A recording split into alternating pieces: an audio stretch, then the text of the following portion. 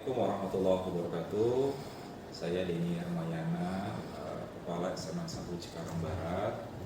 Pada kesempatan ini saya ingin sedikit sharing terkait pengalaman saya, best practice saya dalam hal meningkatkan lulusan SMA yang diterima di perguruan tinggi negeri. Tahun yang lalu lulusan dari sekolah kami yang diterima di perguruan tinggi negeri itu di kisaran 90 siswa, kurang lebih 90 siswa. Dan alhamdulillah dengan beberapa kegiatan atau program yang kita lakukan beberapa bulan atau di satu tahun terakhir ini, jumlah lulusan yang diterima di perguruan tinggi negeri meningkat menjadi 140 siswa, hampir 140 siswa ya, di kisaran angka 130-an atau 140 siswa. Ini kurang lebih ada peningkatan di angka 45 sampai dengan 50%. Nah, beberapa hal yang kami lakukan untuk dapat meningkatkan jumlah lulusan yang diterima di perguruan tinggi negeri, karena memang tuntutan ini dari orang tua cukup besar, tentu juga keinginan motivasi anak juga alhamdulillah tinggi.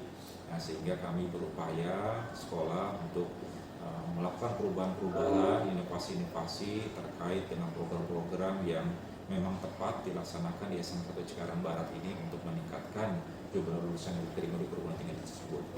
Beberapa program diantaranya adalah yang pertama bahwa guru yang mata pelajarannya itu adalah masuk pada materi-materi yang ada pada soal-soal di UTBK seperti kelompok saintek maupun kelompok sosum, mereka harus mengupayakan atau mengatur dalam jadwalnya itu, dalam kalender akademiknya itu, bahwa materi-materi itu seluruhnya harus sudah selesai di semester 5. Nah, semester 6-nya diisi apa? Semester 6-nya itu mereka bisa mengisi full di semester 6-nya itu adalah untuk pembinaan soal-soal atau untuk latihan soal-soal, membimbing anak-anak kelas 12 itu berlatih soal-soal UTBK.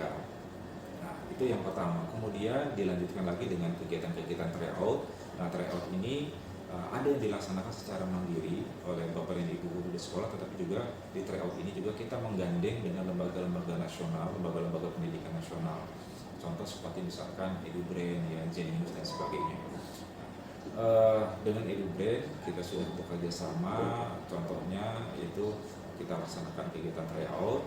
Nah, tryout ini dilaksanakan secara online. Hasil tryoutnya ini bisa dievaluasi dan bahkan bisa dipakai sebagai instrumen untuk bisa melihat anak tersebut bisa masuk ke perguruan tinggi mana dan program studinya apa gitu ya.